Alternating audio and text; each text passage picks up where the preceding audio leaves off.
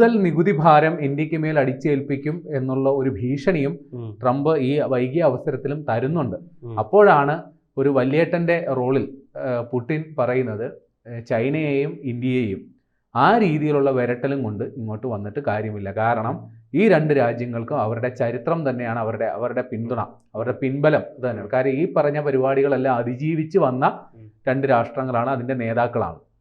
അവർ സ്വാഭാവികമായിട്ടും അവിടുത്തെ ജനങ്ങളുടെ താല്പര്യത്തിനനുസരിച്ച് നിലപാടെടുക്കൂ. അത് സുനിശ്ചിതം. അല്ല, ഇത് നമ്മൾ കഴിഞ്ഞ ദിവസം കണ്ടതാണ്. ഈ താരിഫ് യുദ്ധം നടക്കുന്ന സമയത്ത് 2 ആഴ്ച എന്തോ ആയി ചൈനീസ് പ്രതിനിധി പാശ്ചാത്യ മാധ്യമങ്ങളോട് സംസാരിക്കുന്നത്. അതായത് വി ഡോണ്ട് കെയർ എന്നാണ് പറയുന്നത്. കാരണം നമുക്കറിയാം ഡൊണാൾഡ് ട്രംപ് ചൈനയോടും ഇന്ത്യയോടും 2 സമീപനമാണ് എടുക്കുന്നത്. കാരണം അവിടെ തന്നെ നമുക്ക് ആ ഒരു ഹൈറാർക്കി കാണാൻ പറ്റും.